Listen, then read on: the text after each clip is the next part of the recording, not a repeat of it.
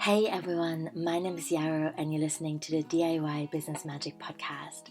Today we're talking about branding, about what it means for us, where we're feeling resistance, and how we can create brands that feel good and authentic and that will communicate what we're all about to as many people as possible. So I want to talk about this because I get a lot of questions about what branding actually is, and I also feel that many of us, rightfully so, or I would rather say understandably, feel that branding is something that only big corporations do, and they do that to manipulate people into buying things they don't actually need. And I think there's a different way of thinking about branding and creating something that feels true and that is honest. And so I like to think about branding this way. I think it's a tool to communicate what something like a business or a person or a project is all about in a way that goes beyond words. And I think a nice thing to remember here is also that people really have different learning styles.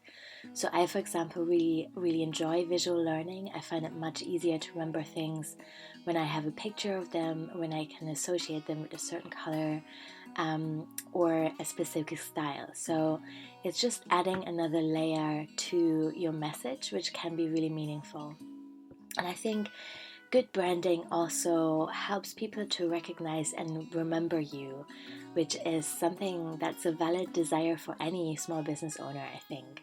So what I mean by that is that we know, for example, that on average people have to hear about it or see something about 7 times before they can make a decision on whether or not they want to get involved or make a commitment or buy something. And those 7 times, it will be really beneficial to kind of have this visual consistency when you're communicating or when other people are sharing about your work, because it means it's easier for people to say, oh yeah, I heard about this person before, I remember that, and I'm meant to be looking them up and learn more about what they're offering. So there's lots of good stuff that can be achieved with good branding. And finally, I also really think it saves us time.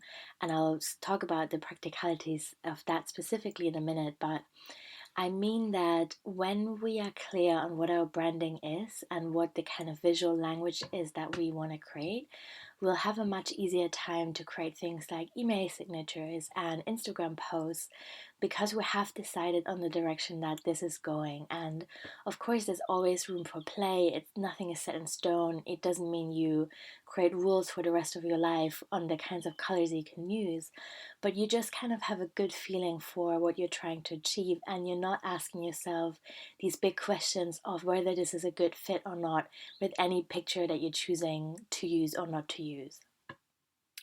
So usually the foundation of branding is a style guide, and that can be as simple as just one PDF, one page, where you're kind of bringing together the color codes and fonts and the kinds of images or some examples of images and graphics that you want to be using.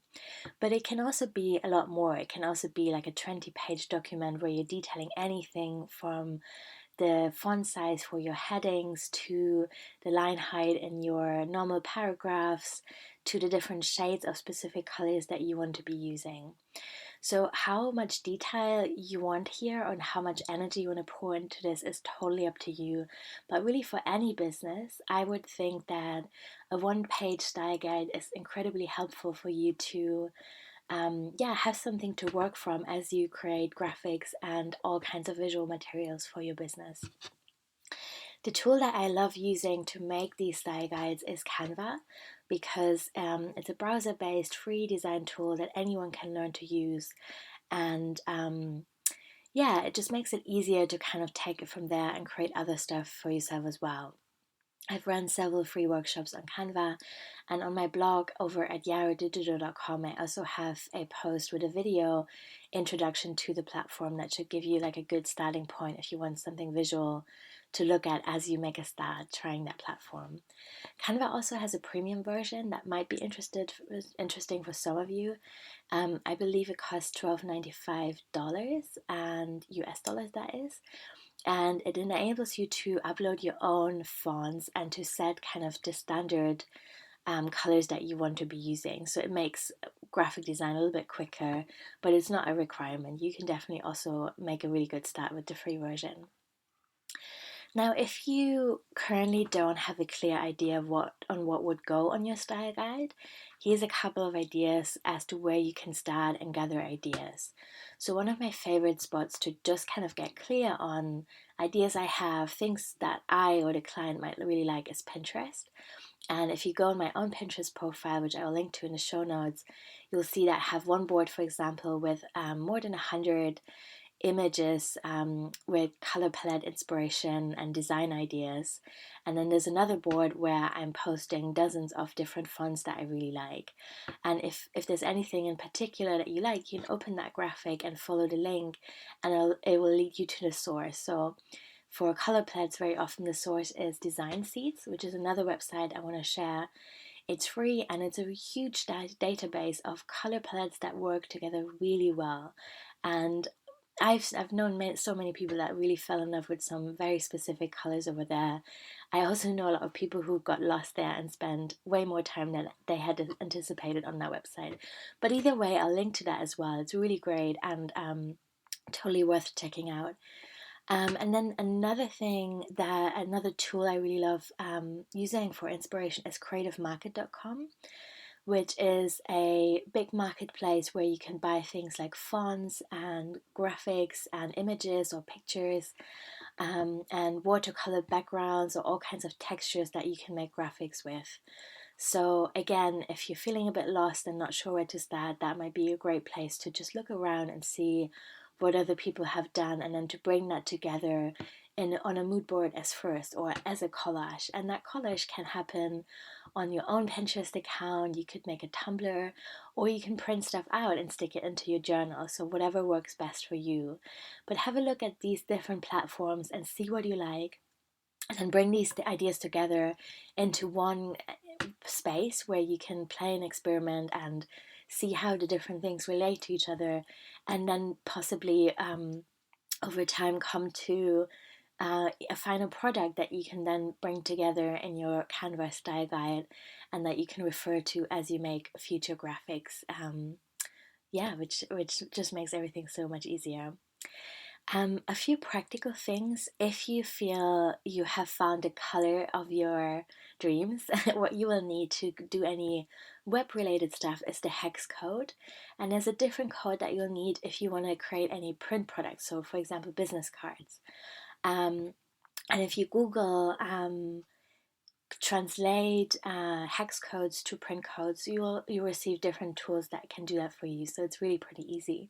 And I would think that if you're creating mainly web content, then focusing on the hex code to begin with is probably sensible.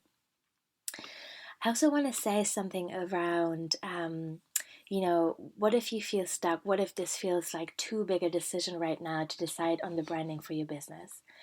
Really, nothing is set in stone with that. So my branding for both my businesses has changed significantly over the years. So Daydream Rules, for example, in case you don't know it, that's my second business.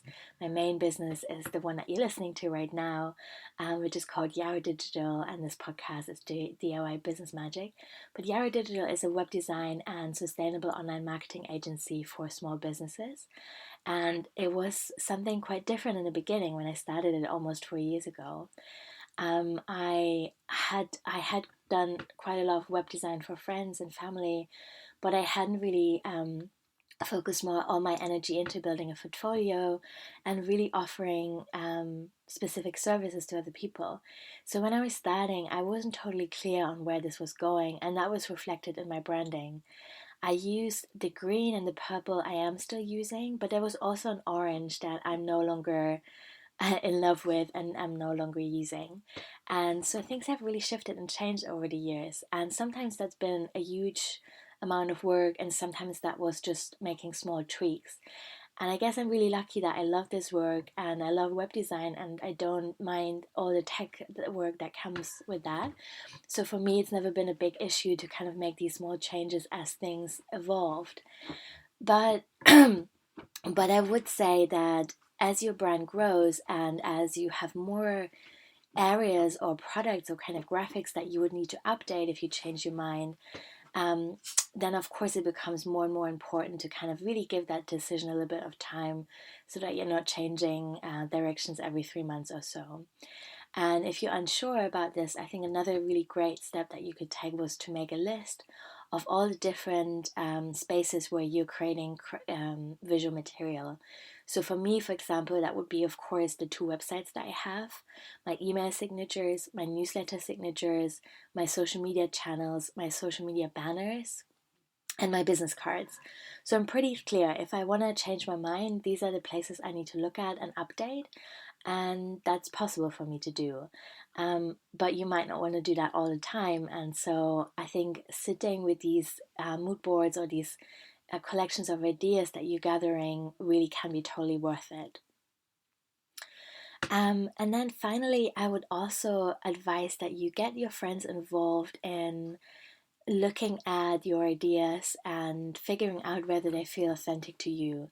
So I know that along the line or along the way, I had ideas that seemed great at the time, but they weren't really matching what I wanted to communicate and do in the world.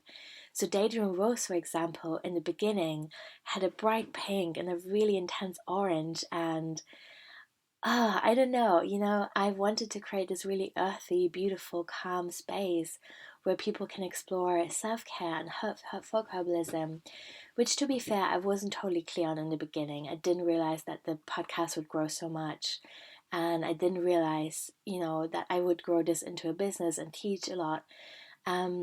So again, that wasn't reflected in my branding, and I got other friends to tell me what they were thinking about the bright pink and the bright orange, and I'm really glad that they were honest at the time, and so it didn't stick around very long, and I got to try something else. But yeah, so that was really useful to me, and I would recommend anyone who's kind of unsure to do the same, and also to consider the cultural associations that we have with colors and fonts.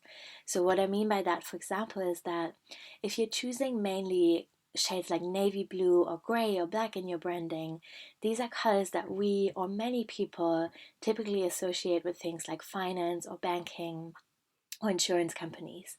So there's an existing meaning to these colors, and so yeah, that's just something that's really good to keep in mind.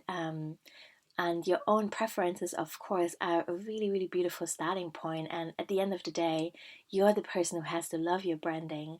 But it's good to also consider how other people might feel about it and what they might associate with those things that you communicate. Okay, I really hope that this has given you an understanding of branding and what it can be and how it can help you communicate your message and feel really good about your business. And I hope that you'll check some of the resources that I've shared out as well. Let me know if you have any questions at all, and have a beautiful week. Bye.